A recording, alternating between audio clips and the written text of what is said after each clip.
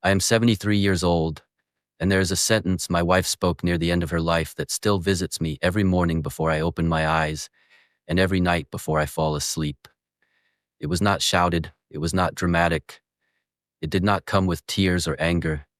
It came quietly, almost gently, and somehow that made it far more devastating. She said, "We spent too much time being right instead of being close." At the time, I did not fully understand what she meant. And that is part of the tragedy. We had been married for 41 years of shared history, shared routines, shared responsibilities, and what I believed was a good, stable marriage. We raised a life together. We survived difficulties. We stayed loyal. From the outside, our marriage looked successful. From the inside, I now see how much of it was spent slowly drifting apart while standing side by side. When you are young, you think love is loud. You think love announces itself through big moments, big decisions, big sacrifices. You believe love means showing up during crises, providing security, being dependable, and staying when things get hard. I did all of that, and I believe that made me a good husband. What no one prepares you for is this. Love does not live in emergencies. Love lives in the small, ordinary moments that do not feel urgent. Love lives in conversations that do not have to happen, but should. It lives in shared curiosity, in choosing closeness even when comfort feels easier. Over time, I stopped choosing those moments. Not because I stopped loving my wife, but because I assumed love could survive on autopilot. My wife was a gentle woman, thoughtful, patient, deeply emotional in a quiet way. For years, she invited me into her world in small, hopeful ways. She would suggest we try something together, take a class, go dancing again like we used to. Sit and talk the way we did when we were younger. I always had a practical reason to say no. I was tired, I was busy. It was not the right time, we could do it later. I did not realize that later was slowly becoming never. I thought those moments were optional, something extra, something we could return to when life slowed down. What I failed to see was this. Those moments were the relationship itself. Gradually, almost invisibly, she stopped asking. Not out of anger, not out of resentment. She stopped because she did not want to force me to want what mattered to her. She wanted me to choose her world freely. When I did not, she adapted. She built a quiet independence, her own routines, her own interests, her own emotional space. I mistook her adaptability for contentment. In reality, it was resignation. We became polite partners sharing a life, rather than two people actively connecting within it.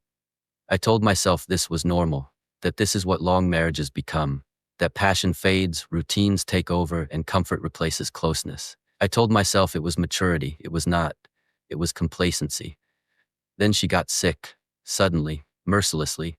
One season she was healthy, planning, alive. 4 months later, she was gone. Illness has a way of stripping life down to what actually matters. When the future disappears, all the conversations you postponed suddenly demand to be had. In those final weeks, we spoke more honestly than we had in decades.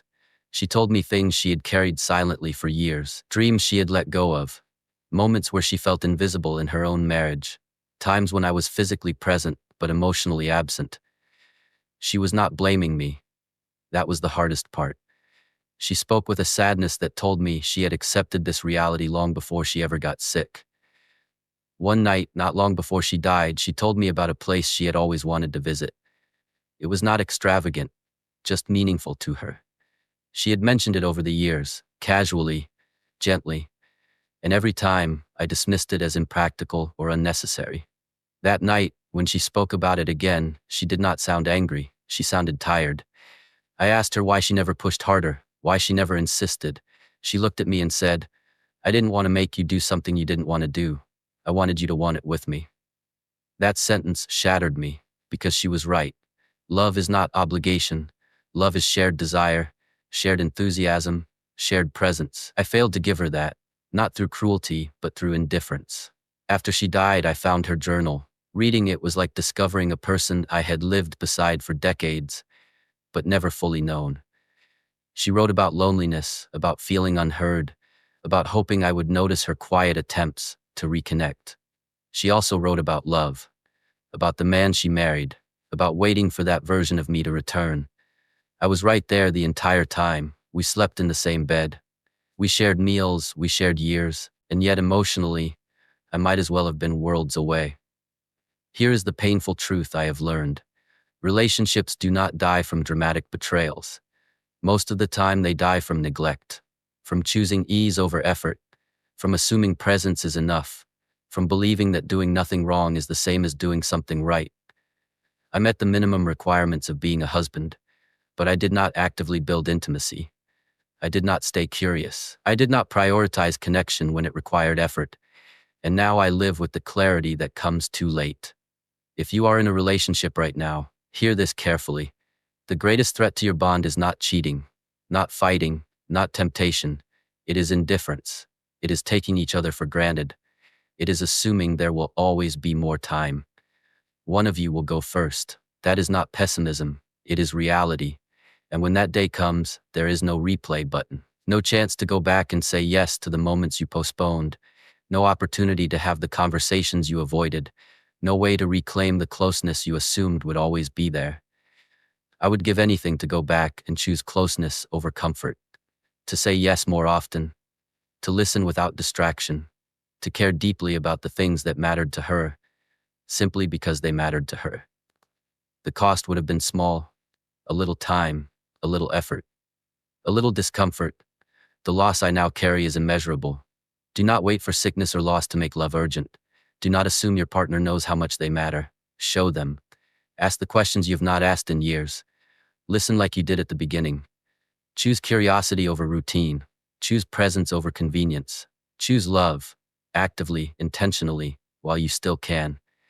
Because one day, you may find yourself where I am now, surrounded by memories. Wishing you had understood sooner that being right never mattered as much as being close. True life wisdom.